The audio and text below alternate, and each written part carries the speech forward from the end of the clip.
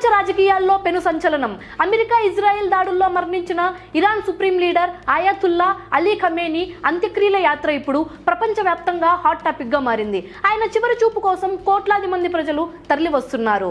Iran supreme leader Ayatollah Ali Khamenei అంత్యక్రియల కార్యక్రమాలు కొన్ని రోజుల పాటు సాగనున్నాయి. ఇందులో భాగంగా ఖమేనీ భౌతిక కాయాన్ని ఇరాన్ రాజధాని టెహ్రాన్ నుండి ఆయన హత్యకు గురైన ప్రదేశానికి ఎలాంటి ముందస్తు ప్రకటన లేకుండానే తరలించారు. ఈ అప్రకటిత యాత్రకు సైతం ఆయన మద్దతుదారులు నలుపు రంగు దుస్తులు ధరించి రికార్డు స్థాయిలో తరలివచ్చి కన్నీటి నివాళులు అర్పించారు. ఇక టెహ్రాన్లో జూలై 4-5 తేదీల్లో జరగబోయే అధికారిక అంతిమ యాత్రకు ఏకంగా 2 కోట్ల మంది వస్తారని ఐఆర్సీ అంచనా వేస్తోంది.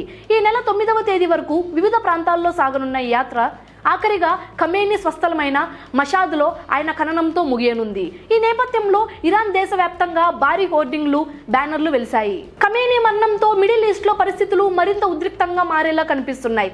మరి ఈ అంతర్జాతీయ పరిణామాలపై మీ అభిప్రాయాన్ని కింద కామెంట్ బాక్స్ లో షేర్ చేయండి. ఇలాంటి మరిన్ని ఫాస్ట్ అప్డేట్స్ కోసం ఇప్పుడే మన రన్ టీవీ తెలుగు ఛానల్ ని ఫాలో అవ్వండి. This is your Shalini Priya.